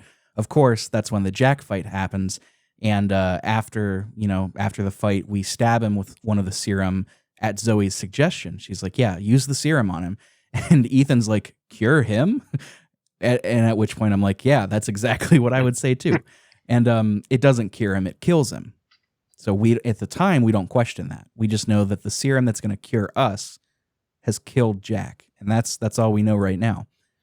But then we have a choice to make. We've got to choose to either give the remaining serum to Chloe.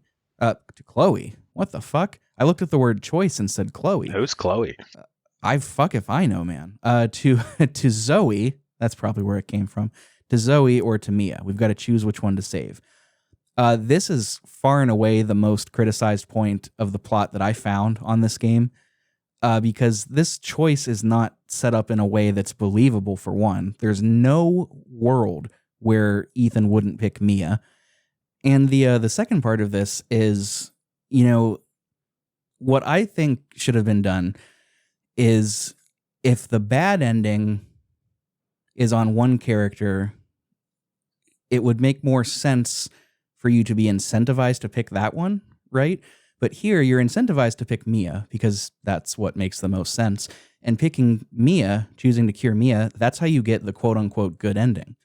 If you choose to cure Zoe, which is not a choice most people would make because it's not presented in a way that makes sense, you get the bad ending. And what happens is if you choose Zoe, you cure her, you stick her, and she dies like pretty quickly after for reasons that we'll learn here in a bit.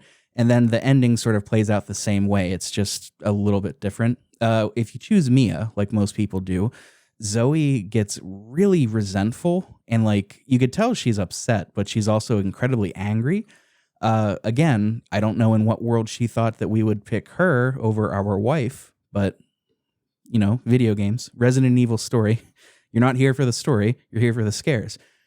And you leave her behind. You know, you offer to like, you know, have her come with you because you're leaving this area on a boat. You know, you're going through the swamps to get out of here. She says no. You say, I'll send help for you. And she says, well, there won't be anyone here because I'm turning pretty soon. And, you know, that's the last we see of her. But that leads us into the last portion of the game where we leave the swamp on the boat. We kind of get uprooted into the water by some kind of a monster, which we learn pretty soon what that is. And this whole last section, I don't know. I was significantly cooler on this. I didn't like it nearly as much as the Baker property, but it does tie the entire story together. So do you want to try to go through with me and explain this whole shebang? Yeah, it's definitely. I agree. It's it's necessary because without starting there, starting right there to the end of the game, if you don't have that, there's no connection to the franchise at all. Well, the franchise, but the story within Part 7 too. Like it is all. It felt a little bit like a lore dump towards the very end, and yes. like to be clear, I don't know how they could have done this better based on the way they set it up, but because of the way they set it up, this seemed to be what they needed to do. And for me, I don't know, like I would have preferred to learn this more organically, even though I can see a counter argument being, well, you found the notes of the people doing the research. How much more organic can you get? I don't know. I'm just saying how I felt. I might feel different when I revisit this in the future, but yeah, I don't mean to go off on too much of a tangent too quickly. No, I mean this section of the game is where you learn a lot about the Baker family and the outbreak. So, I think you're pulled away a little bit from the immediate horror of the family and learn kind of why this all happened. But like you said, it's a bit of a dump. It's an overwhelming way to have to kind of absorb and learn that information. I think that's a good way to put it, especially because this happens all within the span of like 2 hours. Yeah. Maybe less if you're good at the game. So what I'm going to do, I'm just going to go through the story and you jump in to correct me if I miss something or if I get something wrong. So here's what happens. Throughout the Baker house, we can start to piece together through context clues and through like things in the environment we're finding that a little girl was involved somehow. That's all we really know. And I think Lucas might actually talk to her at one point, but Lucas also says something along the effect of like, he's trying to change things. Some of us don't want to go back to the way things were. So it's sort of respinning this and recontextualizing it because, spoiler alert, the Bakers are victims in this whole thing too. Like they're kind of just regular people that got sucked up into a bad situation. So what we learn is that this group created a bioweapon, explicitly stated to like subterfuge into enemy lines to infect them with biowarfare, and they engineered it to look like a little girl. This girl's name is Evelyn, or Evie. We hear her name throughout, and we learn who she is definitively here. She was also programmed to have a strong attachment to this idea of family. The only explanation given is, they don't really give one. The person writing the logs just kind of speculates as to why. But generally he's like, well, maybe because it would make her seem less assuming. I don't know. It's, again, you just got to be along for the ride. And Evelyn, Evie, is what started all of this. Because that babysitting job that I had completely forgotten about, that was the whole inciting incident of this, is that Mia was actually working with a group. Oh, geez. Do you remember the name of the group that they are? At that section, you mean when she's babysitting? Yeah. What's the name of their organization? It's a Connector or something? Collector? I do not remember, but I might have it in my notes. Let me see. Yeah, so the organization is known as the Connections. Yep. The Connections, yes. They've been, Mia and her partner named Alan. Is it Alan? Something like that. Sounds right, yep. They have been tasked to keep an eye on her, like they're her handlers, Evie's handlers, as they're transporting this thing. Because the person that made Evie is concerned that like she's going to get stolen by the enemies. It doesn't go much into that backstory, so if the DLC does, that's great, but I didn't have time to play it, unfortunately. So that's the babysitting job that Mia's doing. She is making sure that this little bioweapon doesn't get abducted. And what happens is they lose control, and Mia ends up getting infected by it. It's a really cool way to play through this whole thing, this whole flashback. Basically, Evie was programmed into wanting a family. She wanted Mia to be her mom. Mia kind of resisted. She ended up getting infected by Evie, because Evie is able to use the sort of bioweapon to infect people. So that's how Mia got infected. She's been infected this whole time. Eventually, the tanker they're on, or the ship that they're on, explodes, or not explodes, but like it crashes because of like a tsunami or something, a storm. And Evie washes up onto shore and is found by the Bakers. And Evie then infects the Bakers. Now, the virus that she's infecting people with has a couple stages. It starts off less assuming, and it's so funny. We find the logs and they call it the type E. And, you're Ethan reading this and it's talking about how you can reattach limbs. It's practically like nudging you in the side as the player being like, you get it? You attach limbs, type E, Ethan? It's pretty funny. But it starts off there. Like you can just reattach limbs much easier, things like that. And it progresses into like you start to see hallucinations of Evie. You start to have like a hive mind collective, like she could speak to you telepathically, things like that. And then eventually it overtakes your body and transforms you into the molded, who we've been fighting all along. So these are all Evie's creations that we've been fighting. And at one point, there's a really cool scene where Ethan, because, now that you have that information, you put two and two together, Ethan's been infected since the very beginning. That's how his hand was able to be reattached. It's not because Zoe was able to just staple it back on. It's because, and your foot too, by the way. Yep. It's because your body is infected. And you get this sort of collective unconsciousness style scene where Jack, since he's infected too, he can, like, you two can communicate, sort of like a collective hive mind sort of deal. Am I understanding this correctly? Yeah. So, I mean, generally, so like Evelyn's big thing is whenever she infects somebody, she has the ability to also like control their mind. Yes. And that's, that's why Mia's attacking at the beginning of the game. And that infection kind of gives you that ability to kind of communicate with them, even if you don't want to. And you don't really realize it's happening for the longest time. And one point I will add, the Evelyn crashed the ship. Evelyn is the one that made the boat crash. Okay. So that's, they don't tell you how. It's just heavily implied that something she did. And it's actually implied that she infected Mia, and Mia's actions on the boat caused the ship to crash. But you don't really know exactly what, and I think that's on purpose. But yeah, that's yep. That's good to know. I did rush through this end part a little bit, mainly because I just wanted to finish it to record. So I probably should have spent more time here. But you have this scene talking to Jack Baker in this sort of like dream, like collective unconscious, and he comes up to you and, you recoil, and he's like, no, like, it's all right. And this is where he lays it out. He's like, my family, we're not monsters. We're good people. We're normal people. This is all Evelyn's doing. Like, as soon as she came in, she unleashed the virus, and she is able to control them. That's part of this whole virus, and we learn this. And by the way, this scene ends with Jack saying, like, Ethan, please save my family. We just want this to be over. That's all we want. We don't want people. We want to be left alone. We just want this to be over. She forces her way into your mind, your soul. You can't fight back. You are connected to her, and you can't resist the urge to. Oh, you're a different person after that. Just like Mia. So Mia sent me that message because of Evelyn.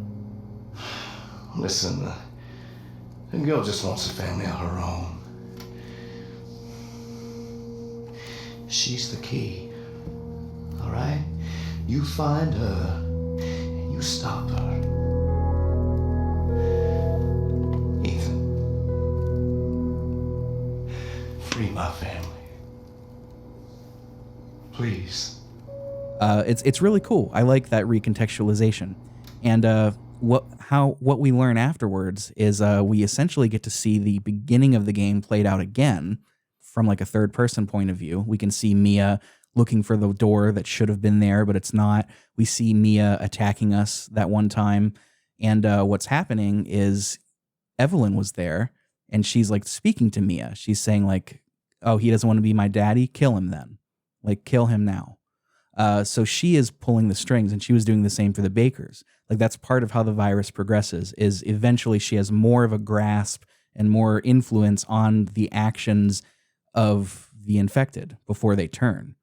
It's really cool, but you are getting dumped with so much exposition all at once that it makes it a little bit, I think, did you say overwhelming earlier? It makes it a little bit overwhelming. It does. It absolutely does.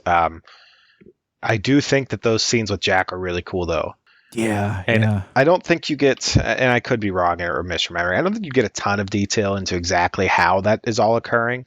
But it's definitely, a kind of hallucination sequence caused by exposure to the bioweapon infection. So, yeah, really cool. You get to kind of see the control that she's had this whole game. And it puts a lot of what happened in the game kind of into this new perspective all of a sudden. And, I think you said it really well when you said that the Bakers are the victims in this. Like, yeah, they're the ones that have been trying to kill you this whole time, but like, I think at they one don't point, want to. No, they don't. And I think at one point you actually find like a family photo from when they were just like normal people. And it's just really cool. I think it is just a big old dump of information that is very overwhelming, but like if you have a chance to kind of step back and really like kind of absorb it, and maybe even you have to watch the scene again, or you have to kind of really take some time to just reflect on it and think about it. But I think it is a really intense conclusion to the kind of the game's narrative. I really enjoy it. And speaking of intense too, this, you could potentially miss these clues, and that would make the ending ultimately a little bit weird, I think. But throughout, you're finding these documents from the experimenters that created Evelyn, and they refer to her as E001. That's just how she's designated, because she is patient 0, right? E001, Evelyn 001. And you eventually, at the very end, you find a picture of the grandma in the wheelchair from the Baker family, and on the back it says E001. And when you combine this with another note that you found from somebody saying like, hey, I can't get Evelyn under control. She doesn't seem to care that Mia's gone, but blah, blah, blah, blah, blah. Also, by the way, why does she seem to be aging rapidly? Like, it's just a tossed off line. And then you find that photo and you're like, wait, no, it can't be. And then you eventually find Evelyn. The whole reason you're trying to find her at the very end here is because Mia wants you to end this all. She gave you, or you found at one point another thing of serum that could finish her off. And you stick her in the neck. And she kind of like, she morphs into the grandma, the old woman. And she's crying blood, which was kind of funny. I was like, why is she crying blood? But, as she's dying, she's like, why does everybody hate me? And it's really sad. Like you kind of learn that like, there's no real quote unquote bad guy here. It's just everybody is a victim of their own circumstances. And Yeah. it's such a good way to frame this. Right, because you really see, like, kind of as you're playing through this game, we talked at the beginning, kind of, that little creepy little girl horror doesn't really work on me too well, doesn't work on you too well. You really, as you play through this game, you kind of really start to understand, like, her innocence. Like, she is a child. They created her to think and behave like a child. Well, she's a weapon. I know, but to be clear. that personality that they created in this weapon is a child and behaves like a child and has temper tantrums like a child. They intentionally gave her humanity. Exactly. For this. Exactly. And unfortunately they gave her a very unstable humanity of a child. And that, like, comes through in the decisions she makes a lot of times. Like when she says, "Oh, he doesn't want to be my daddy, kill him." That's a bit dramatic. Yeah. But it's really neat. You said it you said it best when you said there's really, at the end of the day, like, not really a bad guy, just a lot of people in a very bad situation. Yeah, I mean, even this whole thing was set into motion because this bioweapon was created to think and behave like a little girl that just wanted a family, right? And like there's some speculation in some of the logs that you can find, like she didn't get maternal or paternal love, like, after she was created, because she's a weapon of war. Why would she, So there are some speculations, but it's really flavor text for the lore building. It's fine. I like it. But it culminates, you end up having to fight her in this like extremely molded kind of super boss way.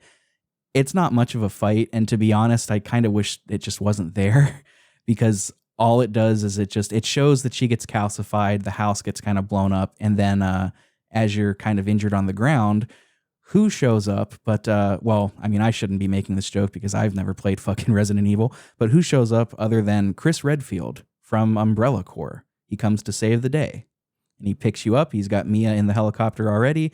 You're both getting nursed back to health, presumably, and yeah, that's kind of how it ends. It ends with you all flying off into the sunset, and Ethan saying that Umbrella Corps is just going to fix everything, and that's kind of it. yeah. So, the game ends. You give Mia the serum. You're reunited. Some stuff happens. You fight Evelyn. It's not a fight at all. I really did not like that. So what happens is she morphs into this absolutely massive creature. I mean, like several buildings tall. And you're like, oh, fuck, what am I going to do? And then a helicopter flies from above and just conveniently drops a weapon beside you. Oh, that's right. I forgot to mention that. Yeah, they conveniently drop this weapon beside you that can kill her in one shot. Because it's got the cells inside it or something. Exactly. Yeah, it's got the serum. So like, you crawl over to it, you pick it up, you shoot her, the boss fight's over, the game's over. Chris Redfield picks you up in his blue Umbrella Corps helicopter. Umbrella Corps is counteracting bioterrorism, so they're going to save the day. Yeah, it's not great. It's really just there, I think, to connect this game to the rest of the series. But that ending was very disappointing, and I will say they're not great at endings in Resident Evil. Oh, really? Yeah. Maybe next year we'll do Village, and we can talk about the disappointing ending there too. Is that the only tie-in to the franchise in 7? Is that very ending? That's the only direct. Yeah, I mean, I know, like there's a little magazine you can find talking about the Raccoon City incident, and I know that just from hearing about it every now and then, but. Yep. I don't think that's all there is, right? From a gameplay perspective, yes. I mean, there are some like collectibles you'll find that reference things from others' games, that really, I guess, cement the fact that you're in the same universe, right? As that, but that's really the only point in the game where the gameplay or the cutscenes connect to the bigger picture.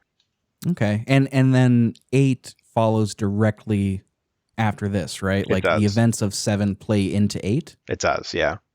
Okay. And that's one of my biggest gripes is, they put 2 endings into 7, the good ending and the bad ending.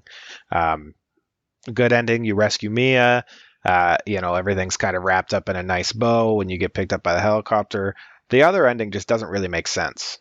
Wait, I thought the endings were basically okay, so full disclosure, I did not play through both endings. I played through saving Mia, but I thought like saving Zoe, Mia ends up showing up at the end anyway to push you out of that room to tell you to go find Evelyn, like once and for all, right? So in the bad ending, Mia's fate is left unknown. Oh. So you okay. don't really know what happened to Mia. And there's no helicopter scene. Oh, I should have watched this. Yeah, you go back and watch it. But like it leaves like story details unanswered. It's just really not a good ending, which is why they call it the bad ending. But also, Village is based on the good ending. So like, why is there a second ending in this game if it's absolutely pointless anyways? Yeah, there shouldn't have even been a choice, really. No, it's very strange. It was a very strange decision that they made. I think it could have been cool if it, had a bigger impact on things, but it has no impact because they threw it all out anyway. Weird. Yeah. What a weird decision. Very strange. Is that a conscious thing that they do in Resident Evil? Like 1, 2, and 3 are sort of their own thing, 4, 5, and 6, and then now 7, 8, whatever. Like, is that going to be a conscious thing they keep doing? I don't think so. If you play kind of like 3, 4, 5, and 6, you do feel them get like progressively more action. They did introduce the action aspect in 3, and I think that was kind of, this is just my theory, this could be completely incorrect, but like, I think the reason you started to see kind of that lean into that action was because the difference in what was popular in Western games versus Eastern games. And I think that disconnect is kind of like what contributed to all of that, because I think they were leaning, an Eastern game first, maybe, and kind of leaning into that more action-based gameplay style that is more popular there. It could be totally out of line and incorrect, but that's always the vibe I've gotten. And then, when they got to 7, they kind of really leaned back into their roots and kind of to what their fans, in the States wanted to play. And I shouldn't say the States, but North America. I don't know. That's always the vibe I've gotten. But if you play 3 through 6, you do feel like it, just kind of consistently more action packed until it just goes completely off the rails. I'm looking forward to it. I've got 3 on Steam, and it was on sale, I think, when I picked up 7 on Steam, and I've got the 2 remake on PS5. So, and then I think I checked today on Steam, the RE1 remake is like, it's $20. So I think for sure I'm going to play through 1 through 4 at the very least. And if I get through that and, I want to see what 5 and 6 are all about, then that's fine too. But I think I'm definitely going to get through 1 through 4. Man, they're great games. The 2 and 3 remakes are out of this world good. I was just so impressed with them. I have not played the 4 remake yet. That just came out, didn't it? It did, yeah. It just came out. They also have 4 in VR now, which I have not played. But yeah, I'm excited for you to play the 2 and 3 remakes so you can see kind of like where Resident Evil came from. Because puzzles in Resident Evil 2 are, it's a puzzle game. Like, there's so many puzzles and they're so good. I just love that game. I got to be honest, I am relieved to hear that 7 is generally considered to be at least the scariest one and at most far and away the scariest one, because I don't know if I could do something that's worse than this, to be quite honest. This was like almost PT levels of anxiety while playing. But I am excited to go through 1 through 4. I probably won't get to 1 this year. I don't know. I'm finally moving into the part of the year where I've got stuff done and I don't have to like play things constantly anymore. So maybe. But yeah, I'm definitely gonna go through that. If I ever do an episode on 8, yeah, you're absolutely gonna join me if you're available. We could talk all about Monster Mommy and her daughters. That game. I know nothing about that game outside of the memes and that dead fetus monster. So I'm so interested. I can talk about Goth Mommy all day. You just tell me when. Oh, we'll talk about Goth Mommy. It's just a matter of time. It's inevitable, like all things, like the ending of this episode, and that's kind of where we are arriving here. So this is the part of the show where I would normally talk about the guests' podcast and all the stuff that they're doing, but Dustin is one of those people with taste, let's say, that have chosen not to subject themselves to having a podcast. A person with sense, some might say. Not a disgusting podcaster. But if you have any projects that you wanted to talk about, I mean, now's the time. My understanding is you've got one, and we haven't talked about this, so I might end up just cutting this if you don't want to talk about it. But you've got a sort of AI thing going on right now with a buddy of yours. So if you wanted to talk about that and sort of plug that project, by all means. Yeah, sure. So we're doing some really cool stuff with kind of AI, computer vision. We're building out some, it's called mixed reality learning solutions for the manufacturing space. So kind of the idea being, if you are assembling or disassembling a part, we can, with an augmented reality headset, show you how to do that in augmented reality using object detection and things like that. Really cool stuff. We've been messing around a lot with virtual reality, mixed reality, augmented reality. Yeah, really cool stuff. If anybody out there is interested in that realm and interested in that stuff, I'd love to talk about it. Your project has an Instagram page, if I remember correctly. Did you want to name drop it? Yeah, it does. Digigrad XR, Digigrad XR. Really cool stuff. We are very early. We are not. I hesitate to even use the word startup, because we are just bootstrapping and doing all of our own research, funding everything ourselves. So very, very early stages, but it's been a lot of fun. It's really cool. Follow us on Instagram, and if you're into that kind of thing, shoot me a DM and we can just chat. Yeah, I think that stuff is really fascinating. I think the idea of using augmented reality to sort of teach to teach any hands-on skill, especially with regards to manufacturing, I can see how that would be incredibly valuable. And, I mean, at the time of recording this, maybe cost prohibitive, but in the future, who's to say? I mean, that could become the new standard, the way things are progressing. Yeah, it's, I think it's the future. You're seeing oil and gas companies spend hundreds of thousands, if not millions of dollars to create their own mixed reality labs. Exxon at their headquarters. Are they doing that? They are, yeah. Exxon at their headquarters has a mixed reality lab where they're trying to develop this technology on their own internally. So I do think it's the future, and we're trying to be a part of it. Well, if anybody listening wants to get in on the ground floor of this startup, that was what was it? Digigrad XR. Yep. XR. Okay. Digigrad XR. Check them out on Instagram. You can also check us out on Instagram.